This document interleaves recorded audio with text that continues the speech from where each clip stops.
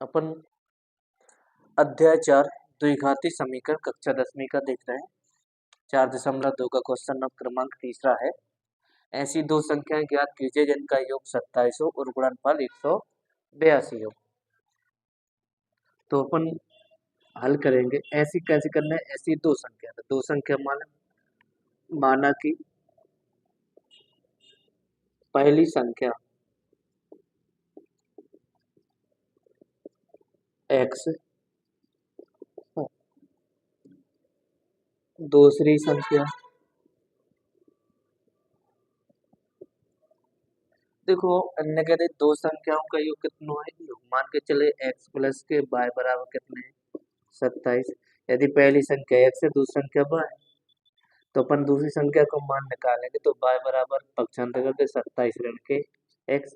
यदि एक संख्या प्राप्त होगी तो दूसरी संख्या में से अपन क्या कर देंगे? घटा देंगे। तो ऐसे अपन क्या कर दे दूसरी संख्या 27 ऋण के x आ जाएगी। तो प्रतिबंध करें और उनका गुणनफल कितना है? दोनों संख्याओं का गुणनफल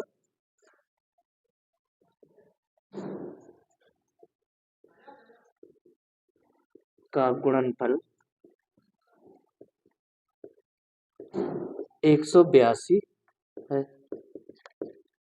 तो दोनों माने पहली संख्या गुणनफल दूसरी संख्या गुणनफल। तो पहली संख्या x गुणा दूसरी संख्या कितनी है? 27 ऋण के x बराबर है 182 गुणा करेंगे तो 27 x आ जाए और x में 100 का गुणा होगा तो 100 2 की घात बराबर 182।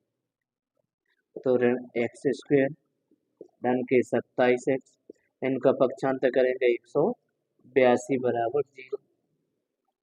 अपन धनात्मक बना दें तो दोनों ओर ऋण 1 का गुणा करने पर गुणा करें तो क्या हो जाए एक्स वर्ग धन की जहाँ पे 27x ऋण कितने हो जाएंगे? ऋण और ऋण कितने धन हो जाएंगे 182 बराबर 0। ये अपना समीकरण प्राप्त हो गया। अब मध्य पद ढूंढेंगे अपन। तो मध्य पद में अपन के लाना जोड़े घटाए पे अपने 27 में उसी संख्या गुणा करें तो कितना आ जाए? 82 आ जाए। तो अपन देखते हैं 13 और 14 में देखते हैं आते हैं कि नहीं। 14 थी 42 हसलाई 4 14 एकम 14 और 4 18। अब देखो 13 और 14 के लाना जोड़ेंगे 27 आते हैं 27। तो अपने प्राप्त वे दो संख्या हो जाएंगी 13 और 14 इनका योग 27 होगा गुणनफल कितना होगा 182। तो अपन तोड़ेंगे एक्स वर्ग धन के 13x धन के 14x धन के 182 बराबर 0। यहाँ से कॉमन लेंगे x x ऋण के 13 इन दो में से कॉमन आ जाएगा ऋण के 14 x ऋण के 13 बराबर 0। दोनों से कॉमन का आएगा x ऋण के 13 तो यहाँ पे x शेष रहा और यहाँ पे शेष ऋण के 14 बराबर 0। अपन अलग अलग लेंगे 0। जब देखते हैं x ऋण के 13 बराबर 0 तो x बराबर कितने पक्षांतर कर देंगे तो 13 एक x का मान 13 आ गया तथा x ऋण के 14 बराबर 0 तो x बराबर 14। तो जब अपने x को भी मान आ गए 2 आ गए। जब अपन देखते हैं जब x का मान कितना है 13 लेते हैं x का मान 13 तब जब पहली संख्या जब x बराबर 13 लेते हैं तो पहली संख्या कितने हो गई x बराबर 13 दूसरी संख्या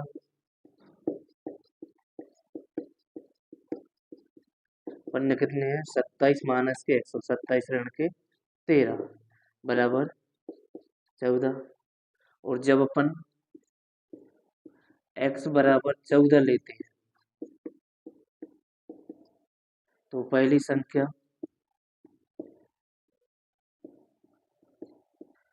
x बराबर होगी 14 और दूसरी संख्या तो 27 ऋण के 14 घटा दें कितने आ जाएंगे 13। तो ये क्वेश्चन का अपना आंसर हो जाएगा। और ये क्वेश्चन परीक्षा में बहुत बार पूछा है। अब बढ़ते हैं दूसरे क्वेश्चन पर। तो क्वेश्चन है अपना दो क्रमागत धनात्मक पूर्णांक ज्ञात कीजिए जिनके वर्गों का योग 365 हो।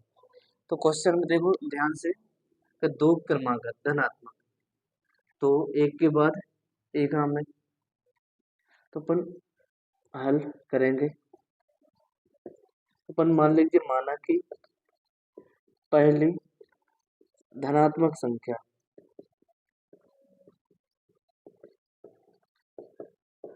x दूसरी धनात्मक संख्या।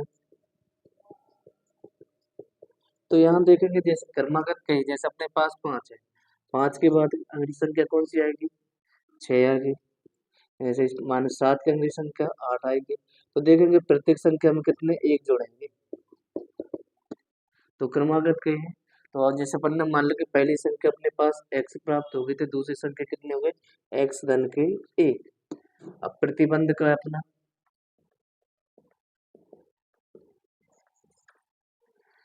जिनके वर्गों का योग 365 है, यानी पहली संख्या का वर्ग धन के दूसरी संख्या का वर्ग कितना प्राप्त होगा 365। तो पहली संख्या का वर्ग हो जाएगा x वर्ग और दूसरी संख्या का वर्ग होगा x धन के 1 का वर्ग कितना हो जाएगा 365। करेंगे तो कितना आ गया x वर्ग।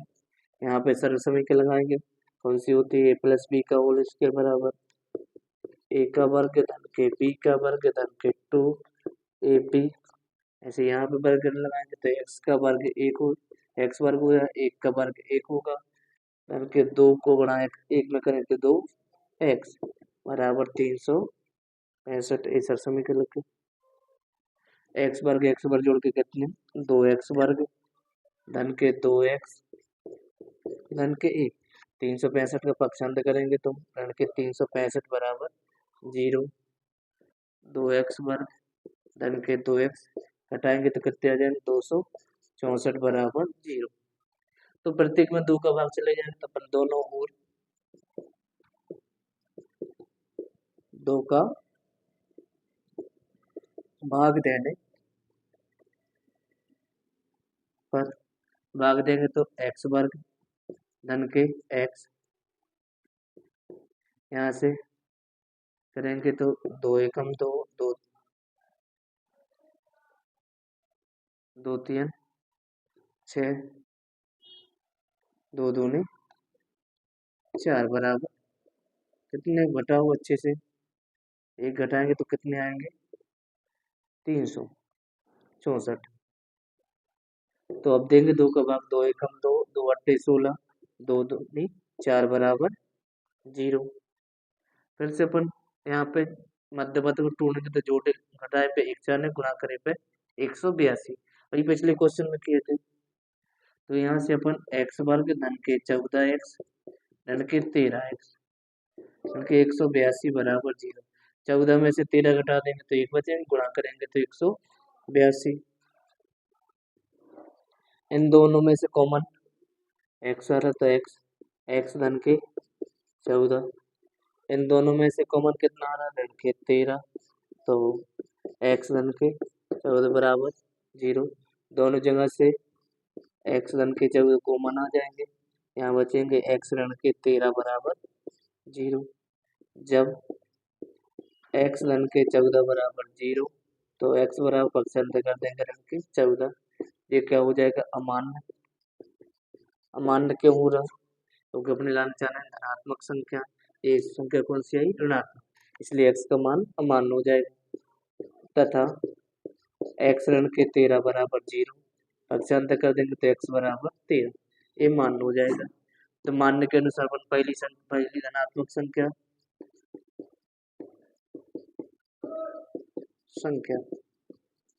x बराबर 13 दूसरी धनात्मक संख्या कितनी मानी थी अपन ने, x धन के एक आने 13 धन के एक बराबर हो जाएंगे 14, ये हो जाएंगे आंसर अपने।